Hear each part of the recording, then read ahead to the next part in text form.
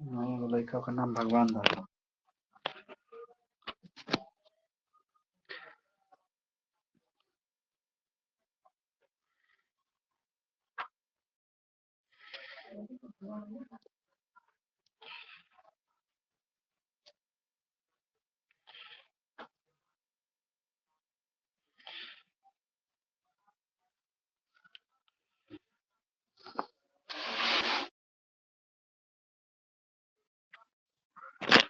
आवाज क्लियर है? Type in chat box, PPT visible है? बताओ, आवाज क्लियर है? हाँ, नया चैप्टर हमारा फिजिकल केमिस्ट्री का। जो फिजिकल केमिस्ट्री का जो यूनिट नंबर 2 है, मोस्ट इंपॉर्टेंट है, फेज इक्विलिब्रिया। और यहाँ से बहुत सिंपल चैप्टर है और यहाँ से डायरेक्टली 6 मार्क्स के क्वेश्चन आते हैं। लगभग लगभग 6 नहीं, लगभग लगभग यहाँ पे मान के चलो 10 नंबर के प्रश्न यहाँ से आएंगे। फेज डिग्री ऑफ फ्रीडम निकालना, फेज कंपोनेंट निकालना, यहीं से पूछा जाता है। तो ये जो फेज ऑफ इक्विलिब्रिया है, मोस्ट इंपॉर्टेंट है। ठीक है, तो यहाँ से मोस्ट ऑफ द क्वेश्चन यहाँ से डायरेक्टली लगभग लगभग यहाँ से आपको मान के चलो, यहाँ पे 12 से 13 नंबर के सवाल अकेले पूछे जाते हैं। कहाँ से? इस फेज ऑफ इक्विलिब्रिया से अकेले 12 से 13 नंबर का सवाल पूछा जाता है, जाकि जाकि मोस्ट इंपॉर्टेंट ये सिलेबस के अकॉर्डिंग है। ठीक है, सबसे पहले यहाँ पे अगर हम बात करते हैं, सबसे पहले अगर यहाँ पे बात करेंगे फेज ऑफ इक्विलिब्रिया के बारे में, अगर सिलेबस को समझोगे तो यहाँ पे क्या निकालना है। यहाँ पे क्या होगा, अगर सिलेबस को देखो तो सिलेबस में क्या क्या दिया गया है। हमें निकालना है कि फेज का एक्सप्लेनेशन, मतलब फेज से आप क्या समझते हो, कंपोनेंट से आप क्या समझते हो, डिग्री ऑफ फ्रीडम से क्या समझते हो। फिर उसके बाद हमें पढ़ना है कि फेज रूल क्या होता है और उसके एप्लीकेशन पढ़ने हैं। हमें 1 कंपोनेंट पढ़ना जिसके अंदर वाटर और सल्फर का पढ़ना है। 2 कंपोनेंट में हम लोग सिर्फ हमें सल्फर सिस्टम का, 2 कंपोनेंट में हमें कोई सिंगल यूटेक्टिक वाला कोई भी एक पढ़ लेना है। फिर उसके बाद अब यहाँ पे देखोगे नर्स्ट डिस्ट्रीब्यूशन लॉ एक अलग टॉपिक है। नर्स्ट डिस्ट्रीब्यूशन लॉ क्या होता है, thermodynamic derivation Nernst distribution law का क्या होता है, इसका लिमिटेशन क्या होता है और डिस्ट्रीब्यूशन लॉ का एप्लीकेशन क्या होता है। तो 2 पार्ट में सिलेबस है, जिसके अंदर आपको फेज रूल और डिग्री ऑफ फ्रीडम पढ़ना, उसके अंदर 1 कंपोनेंट और बाई कंपोनेंट यानी कि 2 कंपोनेंट सिस्टम पढ़ना है। और आपको क्या पढ़ना है, नर्स्ट डिस्ट्रीब्यूशन लॉ और उसका डेरिवेशन पढ़ना है। तो डायरेक्टली आपका नर्स्ट डिस्ट्रीब्यूशन लॉ से आपका डेरिवेशन यहाँ से पूछा जाता है, जो हर साल आता है। ठीक है, अगर यहाँ पे देखेंगे तो मैं नोट्स तुम लोग को इसी के हिसाब से मैं अपना ऑलरेडी हमने कलरफुल बनाया हुआ है। फेज इक्विलिब्रिया में हमें क्या पढ़ना है, एक्सप्लेनेशन पढ़ना है कि फेज क्या होता है, कंपोनेंट क्या होता है और डिग्री ऑफ फ्रीडम क्या होता है। फिर हमें पढ़ना है फेज रूल क्या होता है और उसका एप्लीकेशन क्या है, जिसके अंदर 1 कंपोनेंट सिस्टम में वाटर और सल्फर पढ़ना है और 2 कंपोनेंट सिस्टम पढ़ना है। फिर नीचे के सिलेबस में हमें क्या पढ़ना है, नॉइस डिस्ट्रीब्यूशन लॉ पढ़ना है और उसका डेरिवेशन पढ़ना है और उसका लिमिटेशन एप्लीकेशन पढ़ना है और 2 कंपोनेंट सिस्टम क्या होता है। ठीक है, तो आज की क्लास में हम लोग क्या पढ़ेंगे, डिस्ट्रीब्यूशन लॉ क्या होता है। इसको हम लोग सेकेंड पोर्शन पहले कवर कर लेंगे। ठीक है, वहां से क्योंकि डेरिवेशन आता है। तो सबसे पहले यहाँ पे समझेंगे क्या कि डिस्ट्रीब्यूशन लॉ क्या होता है। ठीक है, डिस्ट्रीब्यूशन लॉ क्या होता है, सिलेबस समझ में आया कैसे हमें करना है। और डिस्ट्रीब्यूशन लॉ क्या होता है और डिस्ट्रीब्यूशन लॉ का हम लोग डेरिवेशन आज कर लेंगे क्या होता है। ठीक है, तो डिस्ट्रीब्यूशन लॉ के बारे में अगर हम लोग बात करते हैं कि क्या डिस्ट्रीब्यूशन लॉ होता है, आप इससे क्या समझते हो, ध्यान देना, मोस्ट इंपॉर्टेंट है। What do you understand by distribution. अब डिस्ट्रीब्यूशन लॉ में आप देखोगे कि डिस्ट्रीब्यूशन लॉ का मतलब यही होता है कि डिस्ट्रीब्यूशन से आप क्या समझते हो। डिस्ट्रीब्यूशन मतलब होता है कि बांटना, ये होगा ना, डिस्ट्रीब्यूट करना एक दूसरे को, बांटना ही होता है। तो यानी कि आप डिस्ट्रीब्यूशन लॉ में आप देखोगे, इसका मतलब होता है बांटना होता है। तो इसके अंदर हम लोग क्या पढ़ने वाले हैं, इसके अंदर हम पढ़ने ये वाले हैं कि मान लेते हैं कोई सॉल्यूट लेते हैं, तो जो कोई 2 सॉल्यूट लेंगे ना, तो उसको 2 इमिसिबल लिक्विड में हम बांट देंगे। क्या कर देंगे, इक्वल इक्वल अमाउंट में हम बांट देंगे। टेम्परेचर हमारा कांस्टेंट रहेगा, प्रेशर हमारा कांस्टेंट रहेगा। कांस्टेंट प्रेशर और टेम्परेचर पे जब हम किसी भी सॉल्यूट को 2 इमिसिबल लिक्विड में बांट देते हैं, मान लेते हैं कि हमारे पास 2 में इमिसिबल लिक्विड कैसे, 2 कंटेनर है यहाँ पे, एक कंटेनर यहाँ पे, एक कंटेनर यहाँ पे है। तो हम क्या कर लेंगे, कोई सॉल्यूट लेंगे, सॉल्यूट को देंगे तो हम क्या करेंगे, एक ही सॉल्यूट है लेकिन 2 इमिसिबल लिक्विड में हम बांट देते हैं। उसी को हम लोग डिस्ट्रीब्यूशन के नाम से जानते हैं। तो यहाँ पे हम लोग नर्स डिस्ट्रीब्यूशन यहाँ पे पढ़ने वाले हैं और इसका डेरिवेशन हम लोग यहाँ पे देखने वाले हैं।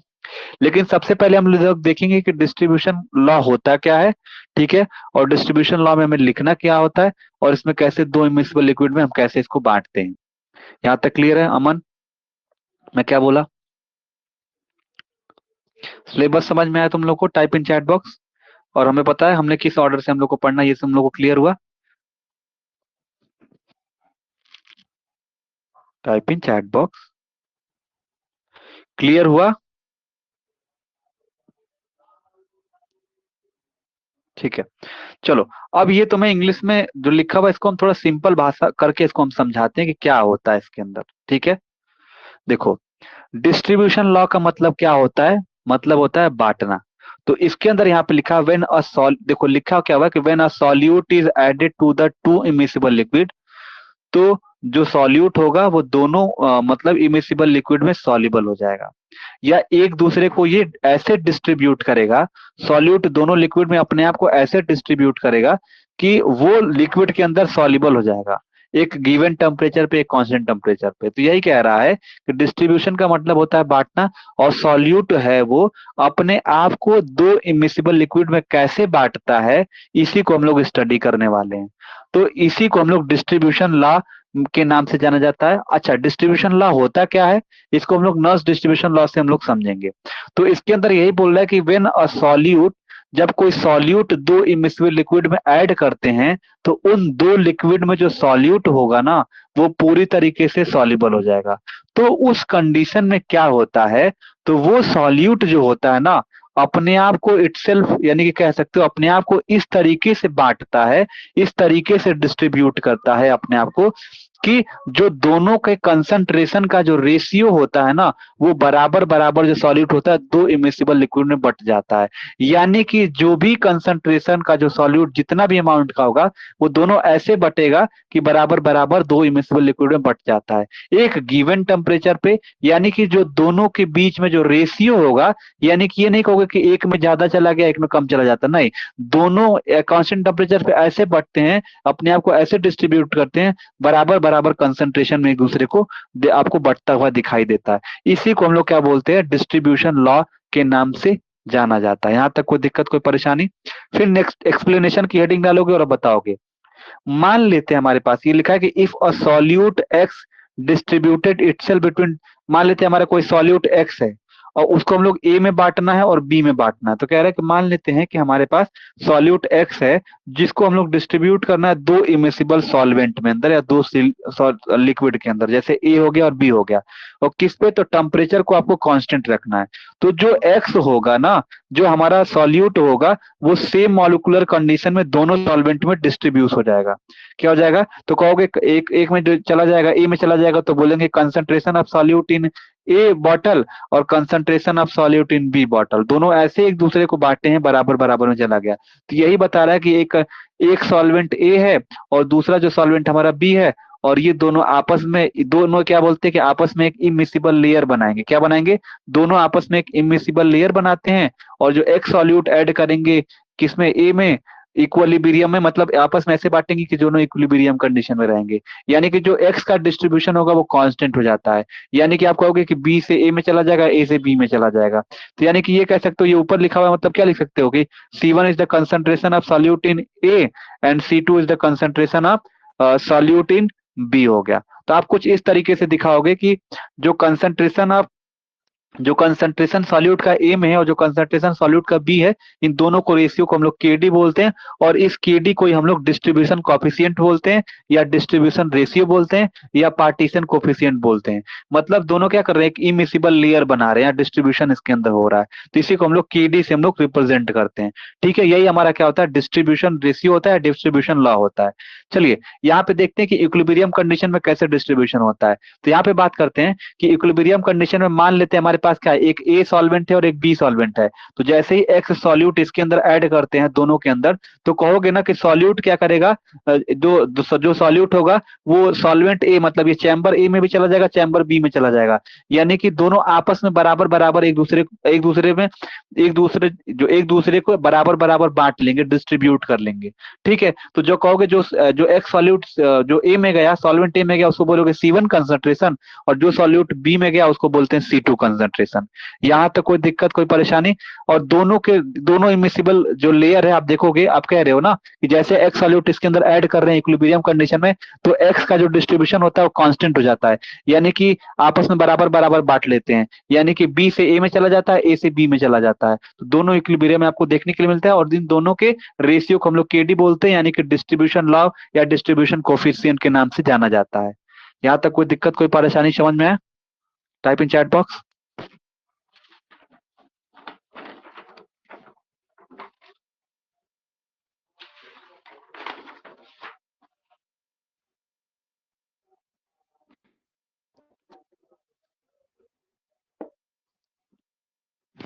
बताइए, क्लियर हुआ? Type in chat box. तो यानी कि ये कह सकते हो ना कि जाहिर सी बात है इनका केमिकल पोटेंशियल भी इक्विलिब्रियम में होगा। तो हम लोग नर्स डिस्ट्रीब्यूशन को हम लोग केमिकल पोटेंशियल के टर्म में हम लोग इसको एक्सप्लेन किया जाता है, इसको दिखाया जाता है कि कैसे दोनों बराबर बराबर कैसे डिस्ट्रीब्यूट होता है। यहाँ तक क्लियर है? टाइप इन चैट बॉक्स अमन, बाकी जितने लोग ज्वाइन किए हैं। तो ये आपका था तो डिस्ट्रीब्यूशन लॉ था, एक सिंपल भाषा में, समझ में? ये क्या था? डिस्ट्रीब्यूशन लॉ आपका था।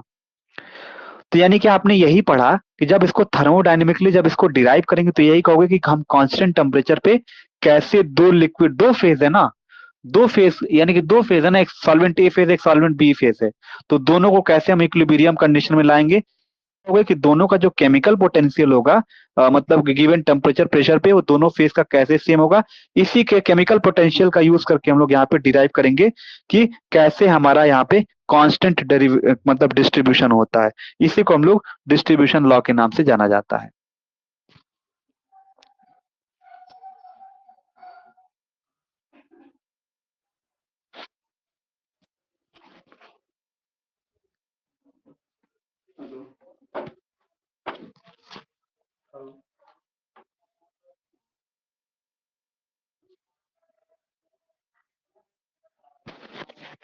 देखो स्क्रीन विजिबल है, टाइप इन चैट बॉक्स।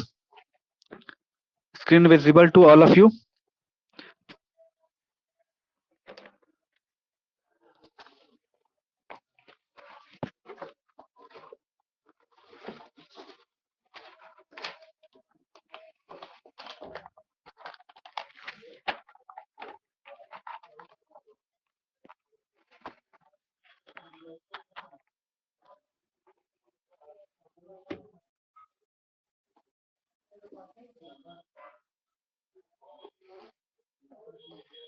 थोड़ा सेट कर लें, 1 मिनट रुक जाओ, बैक कैमरा से डेरिवेशन कराना है ना।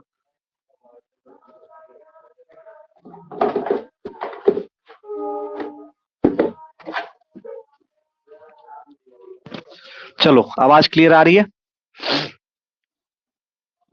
हाँ, ठीक है।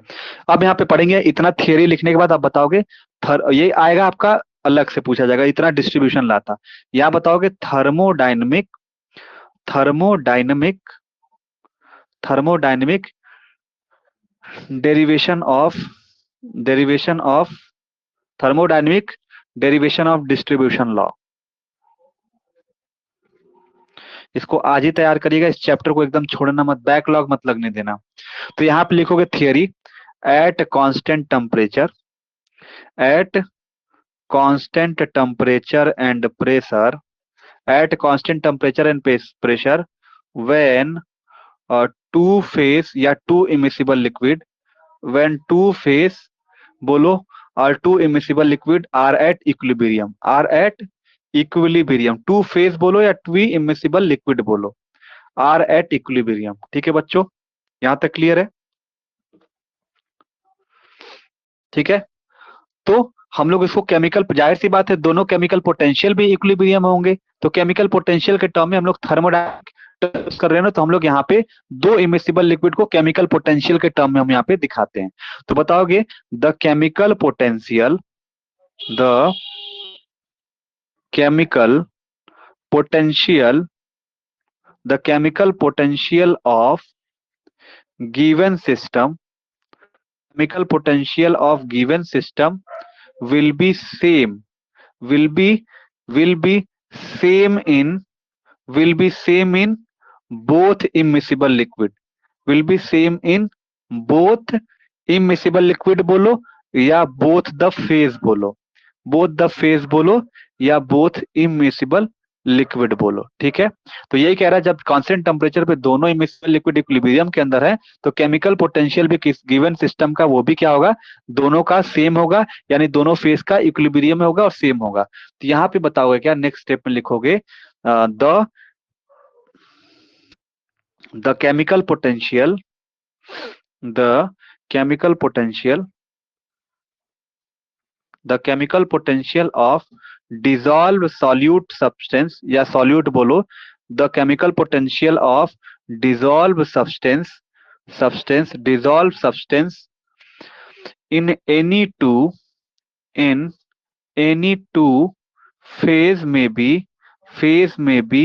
represented as, फेज में भी रिप्रेजेंटेड एज। अब इसको दिखाओगे तो मैंने क्या बताया, अभी जो आपको थियरी में मैंने पढ़ा वही आपको डिराइव करना है। अब बताओगे at constant temperature and pressure दो फेज होता है या दो इमिसिबल लिक्विड होता है, इक्विलिब्रियम में होता है, और जो केमिकल पोटेंशियल होता है सिस्टम का वो भी सेम होगा दोनों फेज के लिए, दो लिक्विड के लिए। और कहोगे जो केमिकल पोटेंशियल जो डिजॉल्व सब्सटेंस है या डिजॉल्व सॉल्यूट है दोनों फेज के अंदर, उसको कैसे हम दिखाते हैं, तो आपको इस फॉर्मूले से आप दिखाओगे। दोनों अलग अलग है ना, तो दोनों अलग अलग, पहले आप कहोगे म्यू1, तो ये इमिसिबल लिक्विड के लिए, सॉल्वेंट के लिए म्यू1 से दिखाएंगे। तो म्यू1 बराबर क्या होगा, म्यू1 बराबर में क्या हो जाएगा, म्यू नॉट 1 प्लस, इसको दिखाते हैं आरटी लॉग ए1 से दिखाते हैं। ठीक है, ये हो गया इक्वेशन नंबर 1। ठीक ठीक। अब दूसरा इमिसिबल लिक्विड जो बी वाला है उसको दिखाओगे म्यू2 बराबर में क्या हो जाएगा, म्यू2 नॉट, क्या होगा mu two naught plus RT log A two हो जाता है। ये क्या हो गया इक्वेशन नंबर 2। जहां पे हम लोग जानते हैं क्या कि जो A1 और A2 है ये सॉल्यूशन इन टू फेज को बता रहा है। ठीक है, अब यहाँ पे बताओगे वेयर, यहाँ पे जो A1 और A2 जो लिखे हो क्या बता रहा है, A1 and A2 are solution, A1 A2 are solution in two phase. क्या हो गया, सॉल्यूशन इन टू फेज को बताता है। ठीक है, और यहाँ पे जो म्यू नॉट जो बताता है, म्यू नॉट को हम लोग क्या बोलते हैं, ये जो म्यू नॉट है इसको बोलते हैं partial molar free energy, is partial molar free energy. ठीक है, इन स्टैंडर्ड स्टेट।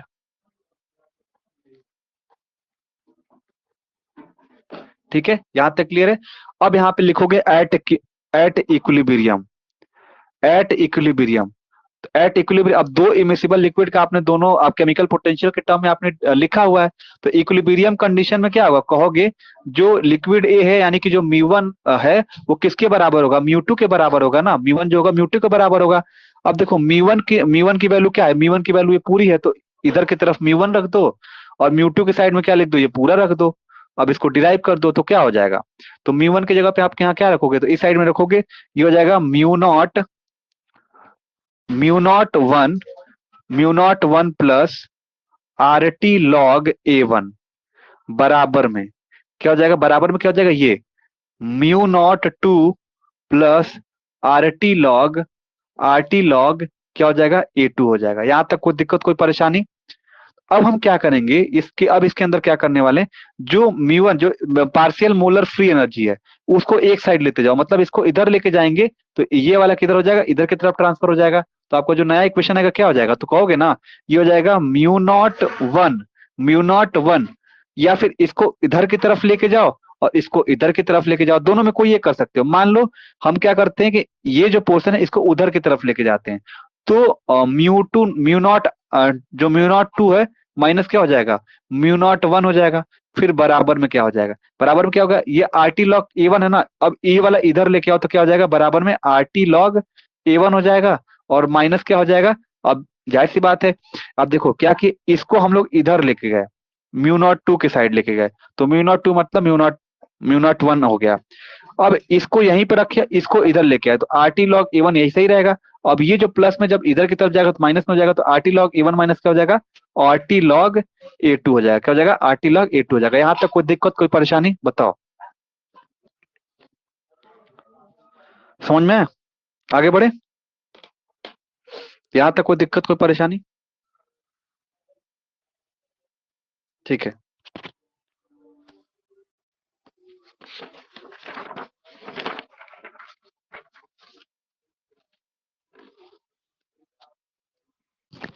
यानी हम लोगों ने क्या निकाला, ये निकाला है mu 2 not minus mu naught 1 बराबर में हमने क्या निकाला था, R T log A1 minus R T log A2.